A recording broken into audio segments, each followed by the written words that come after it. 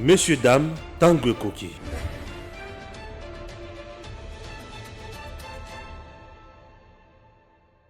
Vous avez envie de gagner les élections de votre circonscription? Datacall a la solution. Si vous écoutez ce message, vous êtes sur la première marche qui mène à la victoire. Cela vous semble impossible de gagner les élections de votre circonscription facilement, intelligemment et à moindre coût? C'est que vous ne connaissez pas encore Datacall. Soyez novateur en politique et utilisez les services Datacall. Ce service est la solution idéale pour tous les politiciens, tous les indépendants ou encore toute personne soumise à la diaspora qui souhaite s'impliquer dans une campagne politique qui gagne. Grâce à notre cloud, vous pouvez facilement rassembler autour de vous des partenaires et des agents qui trouveront vos électeurs. Plus besoin de clés USB ou de fardes de stockage pour vos membres. Chaque électeur aura une place dans le cloud et vous pourrez les contacter à tout moment. Cette technique permet de garantir vos voix lors des prochaines élections. Vous êtes électeur? Soyez vigilant et vérifiez la transparence de votre candidat. Chaque candidat crédible se trouve sur Datacall. Si votre candidat ne s'y retrouve pas, il ne sera pas joignable et vous ne pourrez pas lui faire part de vos besoins. Il est donc inutile de voter pour lui. Vous êtes entrepreneur? Rejoignez l'équipe en devenant consultant de politiciens pour la campagne électorale. Non seulement vous aiderez une personne qui veut faire bouger sa région, mais vous pourrez également gagner de l'argent. N'attendez plus, créez un compte Datacall et soyez le plus tendance des politiciens. Des milliers d'électeurs vous observent à travers Datacall. N'hésitez pas à créer votre compte sur www.datacall.com. N'hésitez pas à créer votre compte sur www.datacall.com. Tango koki tokota na mozindo ya makambo ya mboka po ete mboka na biso ezali mboka moko munene ezali kosenga bandeko tozala na mayele pe bwanya oyo ekosala ke mboka na biso ekende liboso ya mutu ya lisusu tozala na bolingo ya makasi envers mokonzi na biso po ete na tango oyo yende azali commandant de bord ya bato oyo soki to meki kosakana bwato to bato ekozinda bandeko bayini baza ebele mais entre bango na bango confusion ekoti déjà wana la kisi munene na diplomatie agissante ya mokonzi ya mboka. C'est parti avec leader. Princesse Adolka Indamaïna, une écharde sur la gorge des mafieux. Depuis un temps, des gens obscurs, habitués à la corruption, au détournement de biens de l'État, et qui ont signé des pactes nocturnes pour agenouiller l'économie congolaise, ne sont pas à l'aise. Ils ont en face l'imperturbable, la femme d'État et de rigueur, Nambwende, princesse Adolka Indamaïna, une dame de fer qui n'a jamais cessé à la moindre corruption et aux antivaleurs de ces délinquants monstrueux de l'économie congolaise. C'est pourquoi les ONG satellitaires, les journalistes incongrus, les politiciens en perte de vitesse cherchent par tous les moyens à noyer la princesse Adolka Indamaïna, jugeant sa présence à la tête du ministère de portefeuille comme un manque à gagner pour leurs entreprises obscures qui ne versent aucun rond dans la caisse de l'État que dans leurs poches et dans les poches de leurs centaines de concubines. Voilà leur gourou sur la brave femme d'État Adolka Indamaïna. Ils ont créé des dossiers factices, monté des coups malheureusement en château de cartes qui n'ont aucun succès. Ces ennemis du peuple congolais veulent avoir le monopole de l'économie de la RDC et maintenir tout un peuple dans la clochardisation. Et ce qui est inacceptable auprès de la princesse Adolka Indamaïna, servante de Dieu, une femme intègre, loyale et sincère, qui n'a le souci que servir son peuple, soutenir les actions du chef de l'État, Félix Antoine Tshisekedi Tshilombo, et de nos voyants héros, le FARDC. Ces groupes mafieux, de politiciens, de commerçants et journalistes sans vergogne, pensent qu'en distillant les mensonges pour écrouler la femme d'État, princesse Adolka Indamaïna, ils vont réussir. Coup d'épée dans l'eau. Nous disons non et non. Les gens qui veulent s'enrichir avec nos richesses qui volent frauduleusement. Désormais, rien ne sera comme avant. Avec Adel Kaïndamaïna, personne ne cédera aux larmes des crocodiles de ces ONG et les papiers de presse de ces soi-disant journalistes sans boussole et qui n'agissent qu'au nom des billets verts. Dommage. Et pourtant, en tant que quatrième pouvoir, ces fils prodigues, journalistes, devaient, selon la déontologie, soutenir les efforts de Adel Kaïndamaïna, princesse, de redonner l'image ternie pendant 18 ans par le régime sanguinaire de la Kabylie, par l'ancien régime dans le secteur de notre portefeuille. Chers compatriotes, l'heure est grave. Tous les efforts d'éliminer politiquement ou physiquement Princesse Adel Kaïndamaïna sont voués à l'échec dans la mesure où Nambwende, je dis bien Nambwende, resplendit la vision du chef de l'État, Félix Antoine Tshisekedi Tshilombo, Mukwantombolo, Fachi Béton, le peuple d'abord. Adel Kaïndamaïna, princesse, Mama Kipendano, la diagonesse, Nambwende, et reste là. Le temps est révolu de céder aux cris des hiboux, ennemis de la République démocratique du Congo. Princesse Adel Kaïndamaïna, Maboko Pembe. Bonjour leader. Bonjour Papa Stéphane Balamwange. Bonjour na bande konyoso ya Edem Télévision officielle. Oezalaka ndakunanga. Ouais, non, c'est chez vous. Ndakunanga. Oyoki cesser les faits kotaki mais batalole mo mabe batomba me babe yango atambolaka na ba chaîne po bafutaka ye. Oh là. Attends, la chaîne pas foutu. Mais pas possible que vous êtes communicateur chef de l'État. Non. Yekuta yebinga na ajalelo. OK. Nga na ajalelo. Or ba biso tozalo kwa ba ange Michael. Oui. Biso toza ba jalelo ya Fachi. Oui. Ba ange ba jalelo ya Nzambe. Oui. Puisque la Bible le dit 24 heures sur 24 heures. Bango ba lobane ka saint. Saint. C'est ça, non? Bon, yosko muto yebinga na nga jalelo ya Fachi. Ozo bundisanga pona nini? Mais fanda kimiati. Ozo kota na ngambo jalelo pourquoi? Oh là. Ngamu tuna militant. Yo madame Mamemayo à gauche à droite. Madame Mamemayo. Non. Ce qui va tout mususu ba vendre ba osala musala bango o bazo tambola tambola. Yoko to malamu nde oliangu bana. Oh. Leader. Tuzana tongo. Yukazitaka yo bate. Oliangu bana. Nguba na bana. Ba peso nguba kendo liana bana yo zui na bana na nguba olie bango. Voilà. Donc yo oliangu bana. Nguba na bana. Ce n'est pas possible.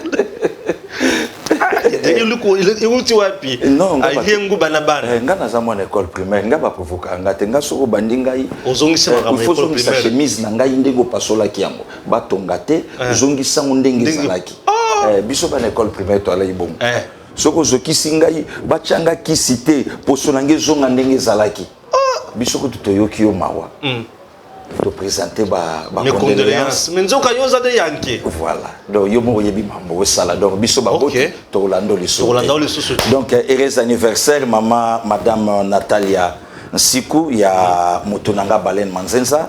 Oui, on a une photo ya maman voilà. Na Brésil ozomona yena papa babeti ja bavarez à Brésil encore le biba gagna qui Corée. Brésil a gagné na pété. Match moko ya pété. Maman Natalia bisous que du bonheur déjà bandeko baebi couple Baleine Manzenza vraiment bo bandaja ko tombela mbotama elamu demain déjà mercredi 7 décembre donc bisope na Edem Télévision nga na ndeko nanga Balamwange tobosani binote kimesika bozali loboko nzambe eganga likolo na bino. Joyeux anniversaire nzambe azala bino. Amen. Voilà tokoti siko na mozindo ya makambo to bandaka na Fachi awa pote azaki liboso ya bilenge. Oui. Azaki na liboso ya bilenge d'abord mkola liboso na côté à parler du peuple. Oui. Deuxième fois, et pas ina ndako na ye, ayambi bango les soucis ba province nyonso. Fati tribaliste mais ayambi bilingue ba province nyonso. Non, papa Stéphane Balamwange, au moins lelo monde entier va comprendre. Et là quand même na ye na solana bandeko ya Edem Télévision, ya kolobake lelo bato baye ko regretter pourquoi Facha komaka président Congo. Bato bazo regretter. Ba regretter banani communauté internationale. OK. Que pourquoi bango le comment et le pourquoi etali bangote Facha comme président Congo le bakaye moko d'abord Dieu et son peuple. Parce que bato yo nyonso ba trompa ka biso. Nde bato balaka ba candidat ba multinational. Donc ceux qui bango basalaka ba konzi mboka nde héros yo to beta masolo musu na Congo. Ouais. Papa Stéphane bato batindelanga vidéo. Quand ce président africain même ya poto a sali loko Facha sali na ba jeune ya république mubimba. Et service, je ne sais pas, na bengango, ce qui a communication ou bien service à nini, va contrôler même pas les questionnaires. Beta babilo konyo sobanango. Yango mercenaire Moroboye, garçon yabimaki célèbre makasi, bayambi en triomphe na lola ba paraît-il que il y a quelqu'un pour na ko régler Fachi ba compte. Bon, question il y a ko régler ou pas, au moni maman Biliabela imba na beyanga, motosoka kolini saleli banda bo mwana ye. Donc aussi ça mon coloté tika swana. OK. Vous comprenez? Puisque nga mona fandi na rebi en tout cas Congo e bongi. Motozo ganga liboso Fachi, ya président. Donc babo tolé même micro aboyi. Aboyi. Ah zo ganga. Donc yé za danger. Non atani ngabi webi ke mokonza mboka ko atali aseki. Alobi botika ye abimisa. Quelle démocratie. Papa Stéphane, na yaka na yo na plateau. Il y a Jean-Louis Chimbalanga l'andaka biso puisqu'il soit à révélation. Koloto, bonjour. Ya Mayele. Bonjour Koloto. Ya Mayele. Papa Stéphane, confrère na yo Franck Ngike. Oui, Akenda. Asalaka nini pona mombele bakita babeta masasi na ye na mwasi oyo alaki corps na binote. Mwasi akena na samabele na profession ya mobali. Po salani. Mawa. Et yoka bata motema mabe. Batelemi balobi Fachi humilié par Diogène. Oui. Mais bala mwangi na landako ata na yete na landaka yo. Ya solo. Ouais. OK. Wana titre mutati yango yebi. Abeti. Papa Stéphane soko tuni mutu wana. Place o yazo kumisa lelo. Place o yaza lelo. Place o mutalingi abima mboka po avec sa vraie face na ye ya kofinga siko chef de l'État. Ayebi point de presse il y a 2006 où le président 18 ans Salaka à l'époque porte-parole il y a mon konzamboka kala c'était le vieux Kudura Kasongo. Ouais. Oh mais faut tout sur la ranabiso Papa Stéphane. Puisque les deux ans ba journaliste baye na politique pour Facha comme chef de l'État. Bien sûr. Makambo ngano no bicho tunya oyebate. Betala na yoka. Question moko kaka batuna ye. Où en sommes-nous avec le procès Laurent Désiré Kabila? Alinéa 1. Qui a tué Laurent Désiré Kabila? Asalani. Ah? Ministre Kabila kotala yo. Papa Stéphane, mabe na ngai na betaka babilo ko lobi nango ya Jean-Louis Chimbalanga na tongo. Je suis curieux na yeba. Mundela sali commentaire. Oyebi titre CD wana. Qui a tué Laurent Désiré? CD wana ti le ba congolais ba la nango te. Ba nango moko. Kabila répondant nengeni. Mondele, avant que tu répondre, Mondele a sali commentaire à dire voici le président congolais, difficile à répondre. Waouh, ouais. Oh non, Natiki, tala, Andorra chef de l'État, Tatananga. Il faut naïe ba moto ya bomaye. Bien sûr. Andorra, nazana o moto. Oui. Ce qui a solo que c'est mon père. Ouais. Il faut naïe ba leloto zawapi na procès Laurent Désiré Kabila. Na on lobano ke mboko ye bungi. Donc au Talima, jour à semaine, mon konzambo kabiye ça. Naza aleki nanga alaka na lola ba na Crispin Douba, leki moya mayele, bachims petit béton, bayaki awa. Donc baye loba makambo nyonso yo lingi. Parce que je mona ke petit frère azo tout mukana parler du peuple mais makambo ya loba. Président je répondre ya mo malamu ke oye ba piaki e maloba. Asungi epi. Ale bi le ministre nga baza miyebi. Oui. Bon pesa nga kombo ya moko na benga na ye. Siko na moment wana. Soki batunaki.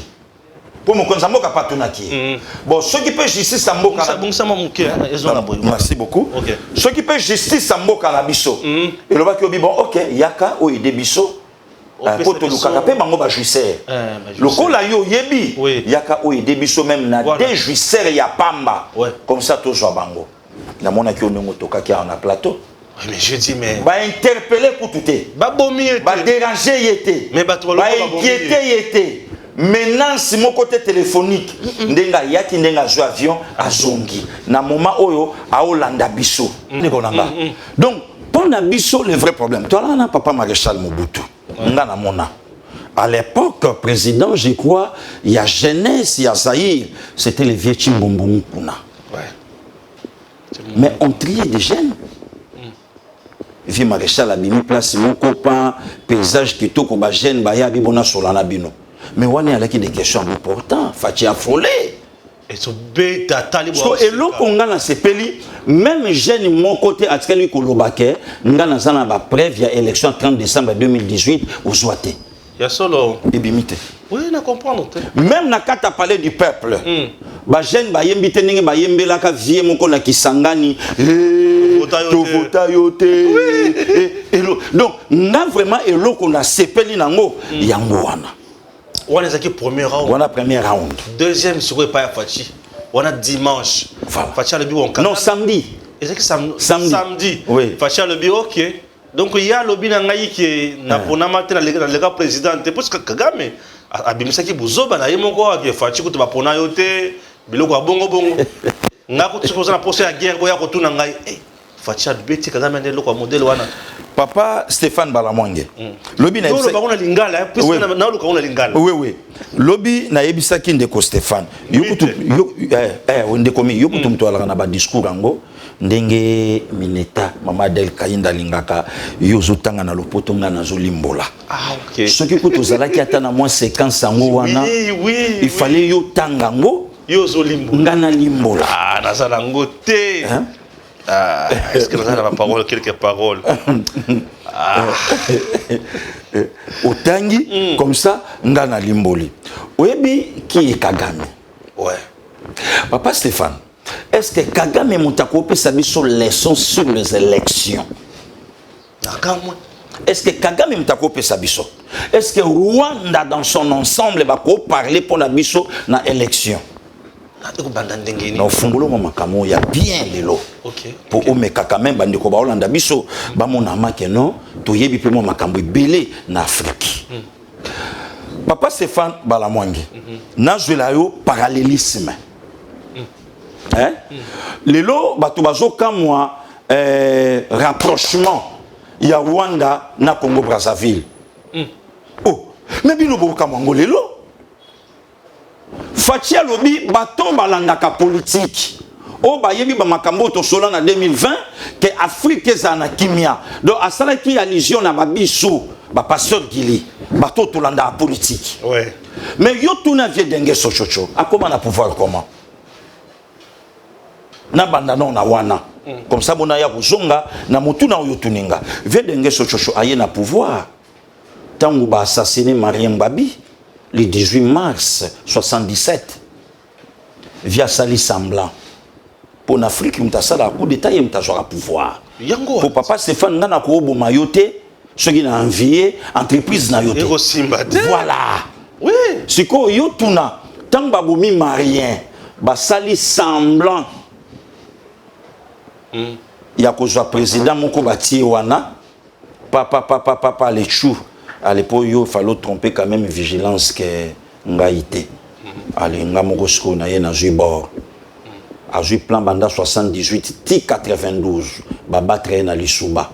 A menacé Lisuba na dernière année à mandat Lisuba na 97 a ju pouvoir télélo. Le même pour votre information, en Afrique ba comme bien empereur. Le vieux ngam. Oui, ochocho. Ba bien empereur. Na Tiki Brazzaville. Na Kati, Rwanda, la Songana Otoza Sikoyo. Ok. Le 6 avril 94, Tipwana Oya Yebisi Mokonza Mboka Nanga. Que Sokoza na posa kutuna guerre. D'ailleurs, pour votre information, vous Yebisa yo, Kagama Tkala Obunda guerre Mokonza. Nazomi tuna, ayebisa nga pays Oya Bunda guerre alongi. Armée rwandaise et Tkala Kokende na Mboka Mokote, Ndenge Maréchal Mobutu. Armée Yamboka na Tchad na 86 na conflit ya Issé na Brena Bukuni Wadei. Rappelez à prof. Vous comprenez? Kota la bozindo ya makam. Conflit, il y a ici nabré na gukuni wadei problème à bande d'Aouzou. Na 86 na mutuno na 6e primaire, na Saint-Pédis na EP 8 ya Ngiringiri, mais toujours l'angela jama kamboana. Gukuni wadei rebelle à l'époque. A sali appel na Amazon ya Muammar Kadhafi. Le président tchadien à l'époque était Issé Nabré. Issé Nabré sali appel na Sarma. Il y a général Mayele. Bakenda. Batuba ebi solo. Et le longtemps où Paul Kagame zobeta li solo que sokoza na besoin yabitumba yako swatole pananga non nana linga ki Paul Kagame ayebisa fachi sokoza na besoin ya conseil ya koyeba ndenge na bomaka ba président ndenge na la carisé ndenge na la hypocrite ya kotunanga oh bala mwangi Sonné Minas Balamwangi. Mais les longs ont été le solo. Puisque bande quoi yeba bazwa ki yango edempe bazwango. Elengiaya. Liwa ya Laurent Désiré le 16 janvier 2001. Kombo Kagame tangamate? Ya solo.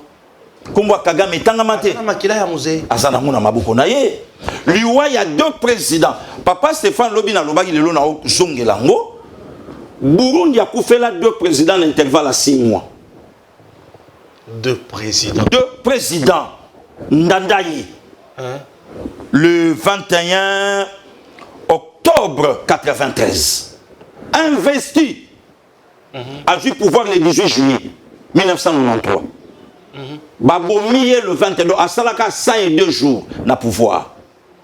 Bandekoba calculé 18 juillet au 20 octobre. 102 jours. Le 5 février. Tokotisko 94. Le 5 février, Cyprien Tariamira a du pouvoir. Or, Ndandaye, c'est lui qui était le tout premier président burundais élu démocratiquement, comme notre président Félix-Antoine Tshisekedi Tshilombo, le tout premier président congolais élu démocratiquement. Wana Ngaïté, roi de Belge, Montalobakian. Ngaïté. Ngaki Djalelo Nanga Batunyon Sobayebi ke Azapir Petit à Viennaye. Vous comprenez? Très bien. Le 5 février 94, le 6 avril 94, donc 2 mois juste. Où il y a salagi 52 jours, où il y a sali 60 à 61 jours. Paul Kagame a rafalé avion, na missile solaire. 2 présidents, Bakoufa. 2 présidents. Moi, je crois que conseil à l'ingaka pesa fachi sokoza na posa ya dictature ya kotunanga ndenge pananga lisolo élection beta makate. D'ailleurs, vous êtes au courant, Félix Antoine Tshisekedi Tshilombo, élection salama na mboka nanga, je suis le seul unique président au monde à remporter l'élection à 99,9%. C'est quoi a voté opposant na ye aboma ye akufa na veille à l'élection. Le tyran Kagame. Akufa. Le génocidaire Kagame. Ma politicien rwandais éparpillé Libanda. Oya souka autokufa en Afrique du Sud. Na ba poto aboma, partout aboma. Moi je crois qu'il fallait ebisa fachi. Yako yebe pa nange sika liberté d'expression ezalakati. Ndenge na kanga bango. Ndenge na kanga bango. Ona Martin Felo sakana na yo. Donc, et loko yangaka yebisa mokonza mboka nanga, ne sika lobake, sokoza na posa bitumba ya kotunanga te. Puisque même lelo na koza na courage à yebisa bato. Même na domaine na armée Rwanda na senanga. Mais sur 30 meilleures armées Rwanda zate. Mais nga naza. Oui, Rwanda zate. Nga naza Rwanda zate. Puisque l'information na photo yebisa ngo bato. Guerre ni Kagame abunda. Kasi yango tozo solo la te. Ce que Kagame aza mobile mais devrait confirmer à la face du monde que ngai ne nazo bundisa RDC. Mais c'est ça le problème. Lelo yo tangu Kagame azobeta li solo que au gagnaka na yo na l'élection te, ozo sala par tous les moyens élection zalate, ozo que misère zalanga. Mais est-ce que Kagame maza mutu bien za mutu te? Nani abandi koloba likambe élection na mboko que élection ekozala na décembre 2023. Mais c'est lui le chef de l'État Félix Antoine Tshisekedi Tshilombo. Nani alobi ke toko defa mbongo te gouvernement yemoko na effort na biso toko bimisa mbongo maponomi et salama. C'est le chef de l'État.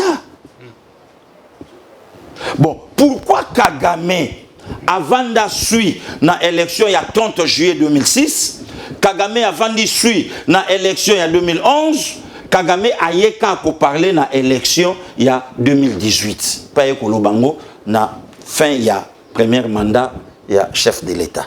Mais ce que elo kezanga Kagame de fala tanga Congo ce ko ya moto a gagné qui selon ye. Papa Stéphane, au moni langage et sali na ngwe le côté pour ba congolais toyebi cardinal Ambongo a lobango, Martin Fayulu a lobango, batunyo so ba lobango, mais elo kwa moto ya biso le loto sepeli même na catholique a marché sous l'appel du chef de l'État. Voilà de l'auto sepeli. Non, Fayulu peut marcher. Donc il peut marcher sous l'appel du chef de l'État non. Viwana on a est-ce que Viana la chrétien catholique? Azam de réveil. Babana prier et c'est la mona fachi à Kimak. Oyebi Viana zo biso mutu trop. Viana zo biso mutu. Oh. Nande ni sos. Marche ba congolais salami via zate. Ya biso ba chrétien réveil ya wa mama Adel Kayinda Mineta, mama diaconesse, mama Kipendano, abengi biso vie ma fa zate. Ba pasteur Dodo ba telemi bango nyonso vie ma fa zate. Ouais. Catholique azala Yohana Martin Fayulu. Asambela na paroisse. Est-ce que Viana pour la communion? Peut-être na bomwane. Viana zombier biso fort mon aka Viwana. Via avant na district à Lukunga. Mais marche pona ye district ya Changu. Marche place ya kenda avovana. Place bachela vie misapi partout kuna. Na Changu. Place batobola ba pine ya jipa vie kuna. Ouais. Viens ceux qui marchent vers kenda rola na bibois.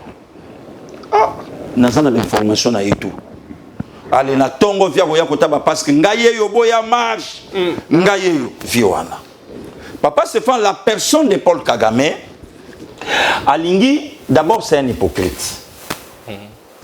Maréchal Mobutu Aouti-Poto, aye, ba soin, alobi, na kati séjour nanga.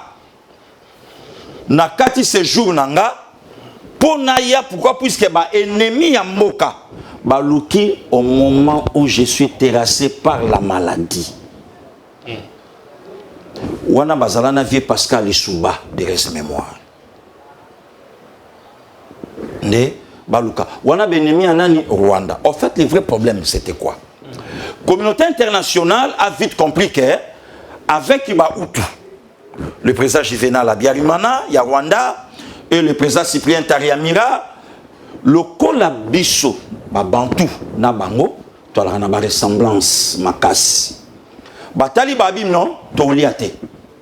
Il faut tout ça par tous les moyens, tout renverser les Hutus, tout soit pouvoir, il y a tout aussi, c'est messieurs, tout peut sabango, et permettre force, l'Afrique centrale, na Zaïre, et l'Ongwa, tout peut sango, na Rwanda.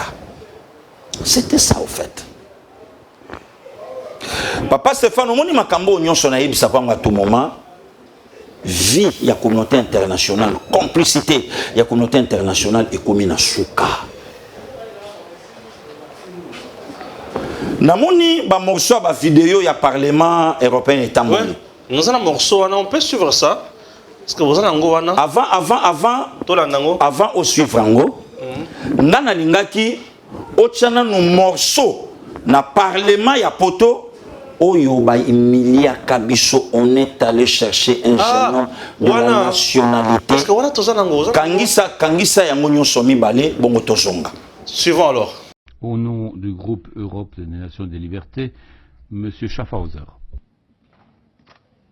Je voudrais d'abord remercier mes collègues, une fois n'est pas coutume, pour leur pertinence sur l'analyse du Congo et plus particulièrement M. Pitella. C'est un pays que j'aime beaucoup. J'ai moi-même été auprès du vice-président dans la période de transition, Zaïdine Goma, et j'ai suivi cette transition en étant un des acteurs. La difficulté du Congo RDC, c'est sa richesse. Puis-je rappeler que Laurent Désiré Kabila était allé chercher, on est allé le chercher, parce que l'Ouganda et le Rwanda avaient décidé, sur ordre d'une puissance extérieure, je peux donner des précisions, d'envahir le pays.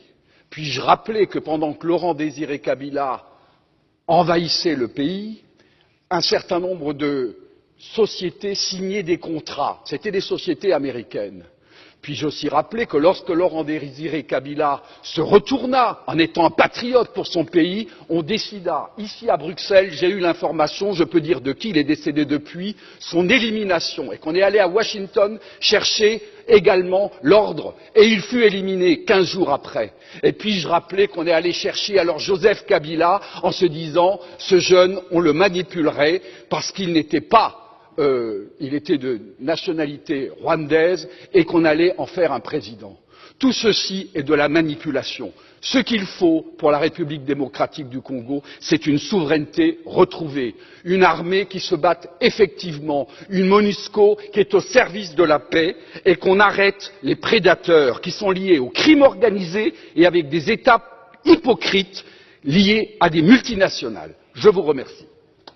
Il est avéré maintenant, depuis des années, même par les Nations Unies, que le gouvernement rwandais soutient les rebelles du M23, des rebelles qui sèment la terreur, la mort en République démocratique du Congo, notamment à l'Est, où ce conflit a déjà fait des millions de morts. Nous savons donc toute la responsabilité du gouvernement rwandais. Et alors, que fait l'Union européenne, que font les pays européens? On s'attendrait à des sanctions.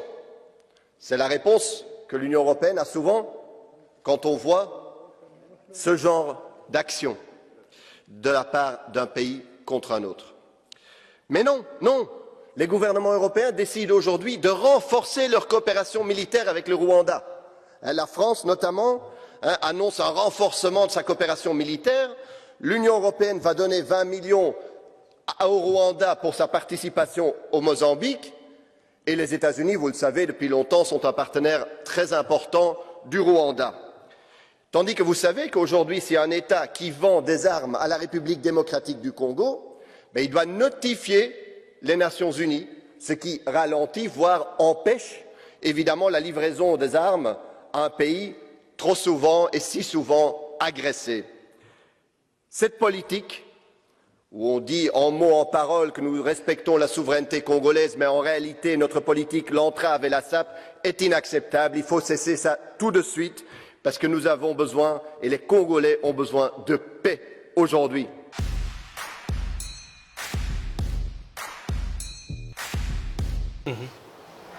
On est allé chercher un jeune homme de la nationalité rwandaise. Ouais. Naye nde to manipuler malamu. Sikoyo tala diplomatie agissante. Quelques années après, avec Félix Antoine Tshisekedi Tshilombo, t'as la deuxième vidéo, Parlement, oyo mundele, a komi kolobela muninga na ye mundele na poto. Bakabwani confusion ekoti. Bakabwani confusion ekoti. Okoyoka mutu mwindu, okoyoka journaliste éminable awa na Congo. Azofinga Tshisekedi. Ah, Seigneur. Quel niveau il y a diabolisation? Quel niveau il y a sorcellerie? Oh, le lot on a katamboka na biso. Hein? Jusqu'à ce que même États-Unis a comme on y a Rwanda na lisungi nyo salaka na M23. Ba ebisi yo esengelo tika makambo ko songa M23 pona kobomana. Bon, siko nana bimisi makambo wana tout. Mais ça fachit. Mais Félix Antoine Tshisekedi Tshilombo. C'est bien sûr. Mais tala Paul Kagame mukolo azo wangana. Mais batu nyonso bayebi que c'est Paul Kagame et le Rwanda et son régime. Oyazo Kamba. Papa Stéphane Balamwange, oyebi lelo, nous avons tous intérêt ya obate la fachi. Notre président. Tangu Mundela Zolo balobi sur l'infiltration. Mais infiltration to boniango. Ba officier boni tozana bango na mboko laissé par Maréchal Mobutu. Ti lelo. Mais Congo ba yela biso Bosco Taganda. James Kabarebe. Ba James Kabarebe, ba Delphin Soki Kayimbi. Ba yela biso. Ouais. Ba yela biso papa oya DGDA. Ruguiza. Ruguiza. Ba yela biso DG ya SNEL. Oya Kimi na Mbongo. Kayombo. kayo wana oyo biso to kayo ngwana parfaju yango wa kuna bayebi na kombo na baza bazobega nini kayo moto ndenge mushiki yabo bayebisinga na mama nanga Susan Mulanga abeza ba kombo na bino ya Kasai mushiki yabo na Rwanda ya lagate oui oui donc bazana ba kombo na bango bana bandenge na bango sikoyo fachi alakisi Paul Kagame ba dirigeant le quoi babino nde Afrique ezati lelo à genoux. Quel insulte, quel niveau ya kokitisa o mokonza mboka nanga kitisi Paul Kagame. Siko papa Stéphane tuna bato nyonso baloba ke non fachi sokaza mokonza mboka c'est Paul Kagame. Tuna bango que soki lelo Afrique eza na niveau le dernier de la classe. Ça cause à ba dirigeant le quoi ba Paul Kagame. Bato bazo s'enrichir na makila batu. Et puis aosa elango lolendo, aosa elango lufundo. Donc lelo na diplomatie agissante et bimisi même na comportement ya vie mukwege. Donc vieux temps azwaka ba aide pour na panzi. La communauté internationale elle a un problème té mais via yo qui passe pour na 20 millions d'euros. Voilà.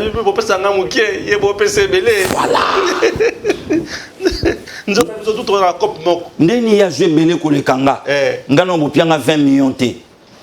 Yango wana. Donc via Philippe a fâché pour na copa là wana. A fâché pour na copa là wana pour soka fâché pour na congolité via bananon ko se renoncer na prix Nobel de la paix. Oui abananon ko. Oui abananon ko. Nobel de la paix c'est pour na musala mana mosaliti. Kasa bananon ko se renoncer nango. Alors bakina linyango sauté. Non au bopé sanga yango té. Ah, je ne méritais pas ça. L'idée à côté aux qui n'ont comprendre bien. Mais puisque na STP là aux alate. Oui, à chaud, na ST qui m'est zate. Qui m'est zate? Oui, attends. Mais comment parce qu'il m'est zate va passer mon prix Nobel de la paix. Abunda pété. Yebisanga. Mon truc si a coupé ça prix Nobel de la paix ça mon tour a bondi à longi qui m'écoute. Qui m'écoute. Mais oyo abanda kozwa basi oyo bazo violer kuna zo songa bango. Et puis banani bando violer des baminaye. Donc banini na yimito banda ko violer. La communauté internationale. Leader. Yokinda musika. Mais ba photo na ba Louis Michel azo représenter nan. Communauté internationale. Ba photo na ba Charles Michel ba représenter nan. Photo na ba George Soros, ba to lelo bazo terrasser est. Banani ba George Soros. Ouais. Batu nyonso wana ba photo ezali ba photo na ba Hillary Clinton le lot bon dans une suprématie du Congo à cause de Bill Clinton ba photo bango wana na vie mokwege voilà papa Stéphane Balamwange. Donc le vrai problème à Kagame zake koya ya fachi na mokonzi et bébé c'est l'écop vrai problème yango wana Kagame a baisé fachi plutôt Nzambe. Fachi a bêté le Kolobi, ba Rwandais, Tokotiko Ina Bangote. Non, son nom. Abakisi les sous sur le bi et sengeli tout ça là par tous les moyens. Pour na kosunga bango, pour na lungwana boum. C'est-à-dire faire partir Kagame. Fachi a commis Kolokapé, ya ça là. Pour tu parles on la Kagame, ton qu'est-ce que c'est? Angela Merkel a loba ki abi moto aye pour na libérer Afrique. Oui. Obosa nyango. Ya libosa libérer Bisona non. Biso na faut à libérer biso na joug ya bakabeli. Oui que vient na biso wala ki na snel o moni azongeli TV hein. Wala ki na snel. PCA. Andrea Tundu. Oui na moni azongeli TV. Via zongeli. Kula azana mingi na mutu na ngai Raphaël Alkonka. Azongeli TV. Via zongeli TV. Je vais déboulonner le système. Le pays maintenant est fragilisé. Ah ouais. Via Azangi Moussala. Via Zongeli TV. Voilà. Donc, à libérer Bissona, on a joug. Au pouvoir à 18 ans, il y a un moment qui banda yiko kanga, il y a un moment qui banda yiko bomba. So il va interpeller à ce qu'on a retenu bon Arma Tungulu Bakenda na Europe. Frank Ngike. Pourquoi? Puisque banda yiko détenir ba dossier ya makamba bundu dia Congo. Voilà. Mais lilo. Parce que le coup la biso to bon somme to libéré pe bande ko na biso ya Rwanda. Il y a un pour le Kagame qui paye les caisses. Mais il faut qui paye les caisses. Il y a un PC qui paye les caisses. Papa Stéphane, il y a que mon encore ya Zankoi. Oui. Fachi est très dangereux. Il est trop puissant, trop fort, il pique mais en silence. Voilà. Ah oui. Voilà, je vais déboulonner le système. Oui, oui. Batunion soit salande musala. Non, silisande bitumba na este. Tout ça. Le loba li bandate. Attends information, attends Soukoma maman Janine Mabundate. Il prétend être un juriste, or il ne l'est pas. Li banda. Ah oui, très bien. Voilà. Tokota siko na misala oyo fatia zana kati ya kosala na Congo. Batu balelaki mingi pona nzela ya Kalamambuji. Nzela ya Kalamambuji au moment où je vous parle, na ebité basalaki musala nini kuna. Bolanda na vidéo yango. Merci. Et katalikambo. Vraiment bato balie mbongo nzela oyo. Bakomo yebisa biso o toa zangi biro na kananga mais binomoko botala souffrance ya nzela Kalamambuji. Souffrance yangoyo vraiment. Donc nayebi ke bomoni souffrance ndenge ezali. Donc lero tozo yebisa gouverneur alongwa na nzela ya aventurier na wana Tumba John azolinga te. So tala sikoyo ba promesse bazosalela biso atowa tala kote nzela tozokende. Donc soki mbule beti ya décembre oyo nyonso esili nayebi ke crise ebele kokota na kananga. Papai unu ndibachoka no njila mwimpani mubi kasi bamini kananga be nani société kampando jo lukwenza njila mukananga mu towa bamini towa ni towa bwalo bwajikem vraiment bwalo bwanjila wa Kalamambuji bafinga je chinois bafinga je grec 7. OK bana betu bonsu mani jubate leja bana betu bonsu ba jibendeni machine munjila mba réclamer bwani bafinga je grec 7 munjila. Donc ntangila patron nikabuji mwa machine wonsu munjile kaji tangila mushindu jwendu souffre mute kanje yende yonsu munjila papa wani ujamba kufebani tunjila to wanye shi grec 7 mujibana beba bamba balukutulongolo lenjila balukutulongolo lenjila kam kuji grec 7 ou bien to ujiba to laiwa mila yao chef de l'état ngayenda keba ko bantu ba moyo moyo balukutwa jila vraiment ke patron mwene ma camion swa ajimwabe mona muji mwangata camion yenda mulo muteka mwabe vraiment munjileu wa kujikije lutatu la bana ba mwene kasai vraiment tangilai anje tangilai vraiment lutatu la buni be lutatu la buni. Donc lutatu la buni be vraiment bana betu lutatu le fita buni nzela Kalamambuji mitu rezo kanga makaka banani basalaki musala kuna tozo yebate musala ya chef de l'état ba saboter te. Bon, qu'est-ce qui se passe? Papa Stéphane, il y a un problème dans Mboka Nabiso. Nous avons un président fort, mais parfois, tant que nous suivi, il y a bateau, bazana mon konzamboka, ne ba oko sa suivi. Tu vende kutungana on a basanze l'équipe beta qui m'a solo qui toko na nzela ya Kalamambuji. Au pesa qui même avantage nango. Et ça n'a avantage belé. On loba qui comment développement ko kota na bakananga na ba côté wana nyonso ningi ba ko désenclaver côté wana tout. Mais o to somona to yebite. Et biso le quoi to za lisu ya mokonza mboka, il fallait quand même to l'accent. Et ce qui wana te papa Stéphane. Lobi to beta ki li solo na ndeko meti na plateau. Au moins ba bisi ya bandeko académie Trans Académie. Écoute déjà. Il semblerait que dépôt ici ka ba bisi wana ko za la dépôt ezate. Si lobi na butu na koti na joint information dans un premier temps, ba bisi comme on a parlé du peuple Vandawana. Mais entrepôt mon ko ba joie qui à côté cour des comptes. Il semblerait que mon konzamboka yebi que kuna déjà financé mais c'est salama ki bambongo tout rien. Tu vois, il faut pas bien que c'est le ministre des Transports. Chéribé aucun. Parce que y a une tozo dans la Macambouane. C'est comme si on dirait mon Konzamboka que tout est réglé. En réalité, rien. Donc, si l'information a joué lobby na butu, que Babi Sifouya, Ivan Dasikoyo, n'a parlé des peuples en attendant. Mais tout ce temps, vous allez que wapi.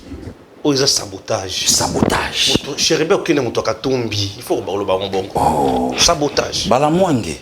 Bazoluka DG ya Transco. Ok. Akimi na lar na biso. DG Kala. Yakala. Akimi. Oya Sikoyote. Akimi. Oyakala. Ouais. Mais na ba source msunde na koti. C'est comme son dirait déjà Transco. Na directeur à cabinet, il y a ministre à transport ba beau-frère. N'engé na koti sous na ba source. C'est comme si on dirait directeur à cabinet, il y a ministre à transport, c'est le frère sanguin, il y a Maman Karine Katumbi. Donc aza Rwandais. N'engé na koti na yoki. Bon, le col a DG accueilli. Par rapport à Balien, Bako Bengapé directeur à cabinet, il y a ministre à transport.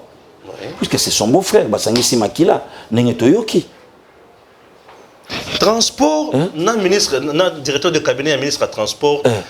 Bazana ba lien. Pourquoi? Parce que bazana tutelle na bango. Voilà.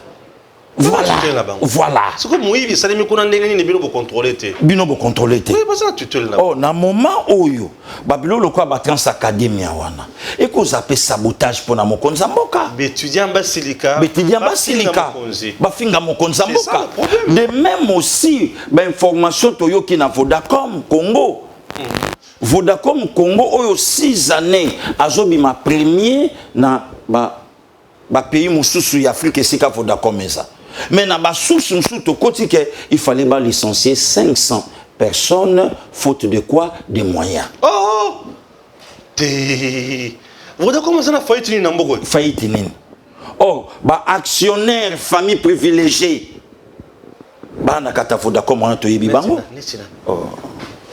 Pour une famille privilégiée comme au Congo. Na éviter ce que vous avez un problème. Ngapé na éviter famille privilégiée mon bazaka misato. O yeza bazaka combien? Bazaka mibale na moi simoko. Balana ni oncle ni tante ba kufe la kate ki ba kufe la kate ba sali saka mariage ba li sakate bango makamuna bango yebanaka bango misato. Na tourner o ya moi si wana dira 18 ans yet quelque chose mbale obalate. Les deux tiens mon tour yo ça j'ai occupé. Oui, que le 6, tout ce qui a 25 jours pour tout le bas, 2022, que le qu'il a un problème, il y a que mon awel. Pardon. Vous comprenez? Oui, ok. Donc, DG, il y a Vodacom, il faut Conseil national de sécurité, Babengaye, Bayokaye. Bazolo Kaba créer trouble dans Mboka. Ouais, on a si quoi? Dernièrement, 500 personnes 500. pas ici. Dernièrement, Vodacom fala abim salis à 250 bakende. To tiango makele, to tiens makele les badosé. Badosé. Ba picola DG. Famille imposant mutumo kwa koma wana bazwa PCA, ba pesa ngo pa mwana mutu wana une dame.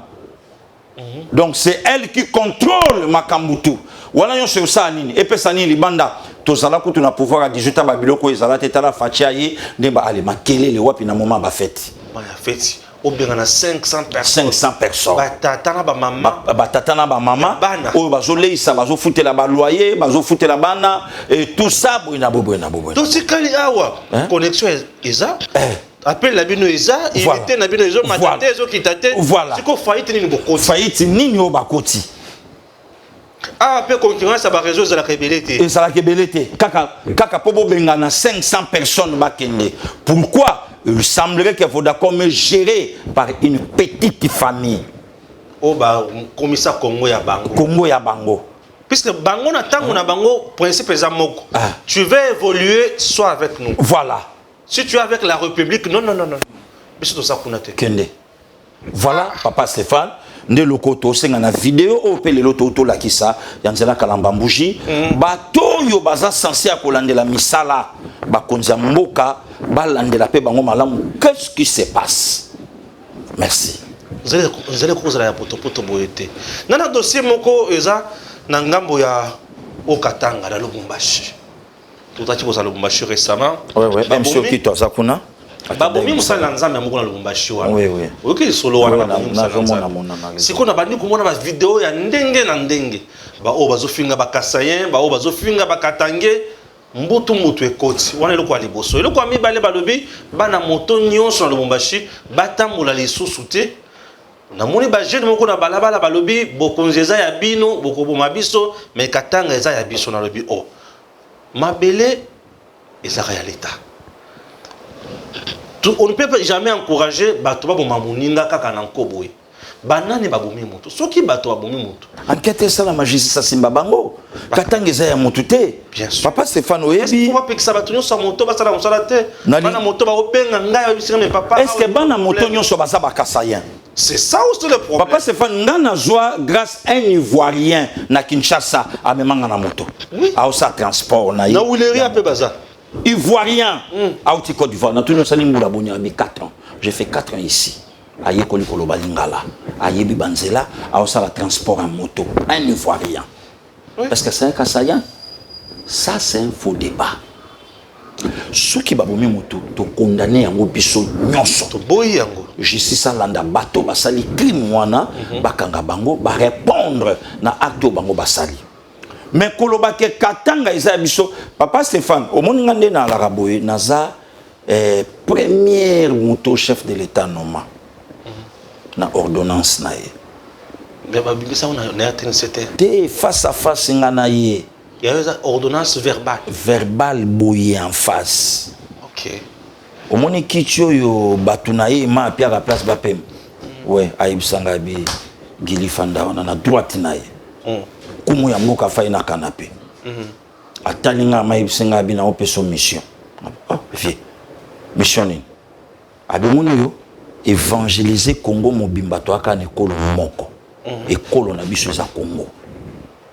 Donc, dans le monde, nazalaka équatorien, Congo central, Kassayen, Moutoua Est, Moutoua Bandundu. Donc, naza partout. Notre Katanga awa. N'afanda qui tranquille, n'a qui à l'aise. Katanga izaba Katangete. Pour votre information, Congo central a Tungi Katanga. Pour votre information, Équateur a Tungi Katanga. Ouais. A Tungi Ango. Donc, à Tongi parti na ye, ya Congo, c'est notre terre, le gué par nos aïeux. Et ça, c'est que bino awa bocha souma kolote, pour eza biso. Non, eza biso. Ndena yo kolanda sikoyo Pero Loara. Pour pesa kinga kanda, il faut na tuna mutuna wana leader nzima. Oyo ba moto wana, wana milice ya Tshisekedi. Azobe en milice ya Fachi. Zoba wana te. Zoba. Yuma mobo. Na seria kala bukwaye ko benga bango banani. Province nezala ka wapi tuna yi. Province na ye. Tuna tatabota yi. Tuna yi. On a yoka sango kaka na yoka basango ebele autour na ye. Tubeta masolo mboka bato ba Hollande na ebisiyo exil na Tanzanie eza pasi bongo atelia wande le kambo po exactement ça zovanda mingi na ndako ko vanda to na ndako pe ko boma pe mo ba blogo musuza la pe na nzoto yango pe mtesali ya koma pe pe si blogo ni za na nzoto so ba bomi yango ko telesa moto les prêtres ba lepre OK o na mana ala inango na mana OK c'est bien bon yoka son to na musoso o quand même ça peu importante hein oui. On a moni ki o kota na yango gouvernement a côté ça qui projet à budget na 14,6 milliards. Oui. Mais babi misaboya ça blesse sur la boy. Oui. Albi il faut comme 15. Oui. Et puis peut-être côté 14,6 et ça là qui n'a non nion sauté conclusion té. Ba au travail, tant on va travailler et puis c'est 15,8. Ce qu'on a autres na bato le belangote pourquoi? Les hommes maman na prouesse. Mutumo buta ebisinga na mitera bibo bazo babo sepela na budget ya Congo banda 1975 milliards. Na tune ye muta mayele. Ezalaka combien pour to comme na 15 milliards? Fatia ko na 4 milliards. Akutia on a 4 milliards pendant 18 ans. 18 ans. Mais bato à 18 ans, babimi ba hyper riche, muso abimi na Marbella, muso abimi na université, muso suye ba mapango mwa somba ezate ya somba ya tonga ba Kingakati, ba Kashamata. Donc yé clôture à lupango yesimba tenga bo katelanga. Mabela Congo donc ya joie dîme de terre, dîme mabele. Bakateli. Nga bo katelanga. Kingakati banda ki chassa. Yé moya cha clôture ezate. Te clôture Zamba. Ngana vanda na kati natal. Mais budget ya mboka 4 millions. Izo baluka 4. 4. Mais bato babime na bambongo, bato ngi botel na bakindu. Nyonso neza effort ya travail o mokonza mboka yenango. Tangu leki wana ya lwala bazolo ba mihibi. Mais pourquoi pas beti lisolo ya bato yo batobola mboka oyo. Bato bayibi mboka oyo. Papa Stéphane oto betelo lisolo. Maréchal Mobutu bakose la biso ndoki diable Satan tout ça makambo belé. Maréchal Mobutu azokende le 16 mai atika 37 bateau na ebale. Mouza azokufa le 16 janvier 2001 bateau commis ce qui 21. Est-ce que Kabila atika en combien? Kabila tika près de 18 ans ba osa remise reprise le 24 janvier bateau moko et puis bateau ya okufa. Oh, monsieur, on est dîné qui na fleuve. Monsieur est dîné na fleuve. Fleuve ya musinto makasi. Lelo basali restaurant na kati avion, mais Congo akangisa avion na Espagne, mbongo kufuta ngo ezate kendaka na réparation. Maléo na kati avion. Et tala bango te, Maléo na kati avion. Voilà, Papa Stéphane.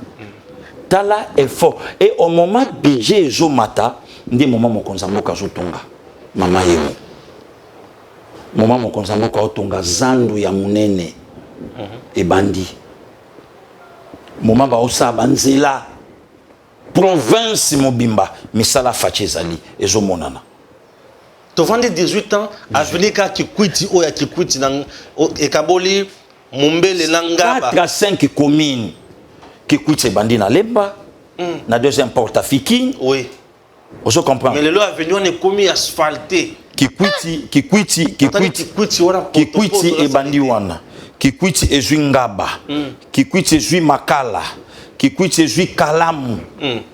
Oui. Kalamu Boye. Voilà.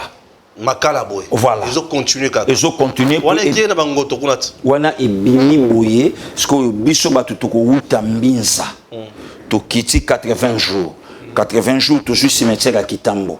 To koti Kanluka. Kanluka to bimi ndal. Ndal olena bima ba victoire Boye pona ya okoma lemba na kati na makamba amona komi. A changé Kinshasa. Donc nyonso na ndozo ka batamite mamabe juisser. Poizo bungisa ungo. Poizo bungisa. OK. Nyonso nozo ka mutumuka pepere dans le lobi to kanisa gratuité de l'enseignement, nzo ka gravité de l'enseignement. Trans académie yango wana. Et le corps le BAT. Fatia Vanda, nous avons besoin de lui. Voilà. Merci, Monsieur le Président. Merci à Congolais. Nous sommes de partout. Tozo le belaka makambo ya Congo. Makambo tolobi nyonso oyo. Ezaka ozana Congo. Lelo. Tosali comparaison moké. L'émission oyo tosala ka moi émission moko comparative. Et puis eloko bien Papa Stéphane, on a la lelo na bandeko nanga ba congolais, ba émission nyonso oyo bino bandeko bo sala. Oyo ezana avantage à mboka to talama. Bien sûr. Na mon émission de Komoro ya moi c'est na poto 3 commentaires, na 3 commentaires va finir un jour 3,4 un jour. 3 commentaires. Na 3 commentaires on a va finir. Un jour 3,4. On a notre bêta ango na 1 heure. Donc lelo soko talio au tali ndeko mix na Yeba TV au tali bandeko oyo ba osabe mission pona mboka ozomona ndenge zotalama. Eza température yango tozola kisaki ezola kisaki batu bazo zala malamu na mboka pe bazo sepela. Voilà. Bandimi ke makamuzo lo ba wana eza ya solo. Eza ya solo. C'est ça. Donc yo vandi na yo okendeki puluka makambo mukanda ojuite nzamba confondre yo okomi opposant kuna ya kufinga chef de l'état ya kufinga ka ba pasteur Gili. Papa pe anani kolo mwana na papa na. Bato bazozela yo bala libala ezokota te ekobo sire kobo. Yo zozoka bazemi. Cour commune. Papa pe ya mwana cour commune. Cour commune.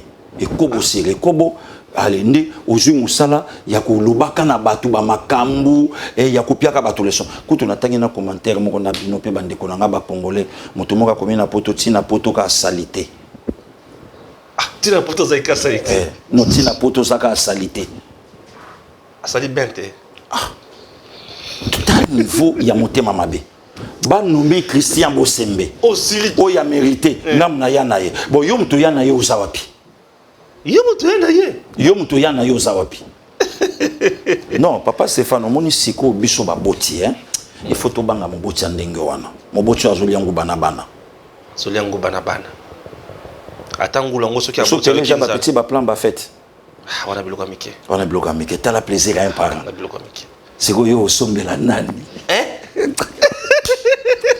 Voilà moi que osombela nani petit Gabriel avandi déjà normal. Oui, osombela nani Joyce avandi déjà normal. Okotindela nani bilamba. Osombela nani normal. Ah ngaye. J'ai dit bisous à ma fille Joyce. Papa Stéphane. Patricia, je t'aime beaucoup. Nabina oso fatia comme chef de l'état té. Ne ba biso ba kilio to éviter to ngeto za bandenge ni. C'est que yo vous avez kana bana mais papa tout le monde a atteint. Oh bana te. Oh. Bana mwingi. Je peux ça mutu biloko mutaza na ngote. Eza mapamboli Oh, c'est quoi mapamboli zo zangambo. C'est quoi ça mutali ba. Papa Stéphane yo tala mamu boti ndenge to linga bana to ala kana bana. Okufeli yo moko zo makamyo seleka ino hôpital o chango na state. Pardon, monsieur. Il faut tout bango. Oui, ma mère, non, ça, biso bon kalomo na bois kiso ya. Et comme la hauteur. Et comme la gagne. Merci. À très bientôt. Bolo karama kabona ba biso ba lokala biso makamote. Ba bengana na ba quartier bele likolo songi. Oyo. À très bientôt. Oya no maka na pa finga ngana ya zongela musique. Oh. Afuta indete. Compécile. Merci. Vous avez envie de gagner les élections de votre circonscription? Datacol a la solution. Si vous écoutez ce message, vous êtes sur la première marche qui mène à la victoire. Cela vous semble impossible de gagner les élections de votre circonscription facilement, intelligemment et à moindre coût? C'est que vous ne connaissez pas encore Datacol. Soyez novateur en politique et utilisez les services Datacol. Ce service est la solution idéale pour tous les politiciens, tous les indépendants ou encore toute personne soumise à la diaspora qui souhaite s'impliquer dans une campagne politique qui gagne. Grâce à notre cloud, vous pouvez facilement rassembler autour de vous des partenaires et des agents qui trouveront vos électeurs. Plus besoin de clés USB ou de fardes de stockage pour vos membres. Chaque électeur aura une place dans le cloud et vous pourrez les contacter à tout moment. Cette technique permet de garantir vos voix lors des prochaines élections. Vous êtes électeur? Soyez vigilant et vérifiez la transparence de votre candidat. Chaque candidat crédible se trouve sur Datacol. Si votre candidat ne s'y retrouve pas, il ne sera pas joignable et vous ne pourrez pas lui faire part de vos besoins. Il est donc inutile de voter pour lui. Vous êtes entrepreneur? Rejoignez l'équipe en devenant consultant de politicien pour la campagne électorale. Non seulement vous aiderez une personne qui veut faire bouger sa région, mais vous pourrez également gagner de l'argent. N'attendez plus, créez un compte Datacol et soyez le plus tendance des politiciens. Des milliers d'électeurs vous observent à travers Datacol. N'hésitez pas à créer votre compte sur www.datacol.com. N'hésitez pas à créer votre compte sur www.datacol.com. Messieurs, dames, Tanguy Koki.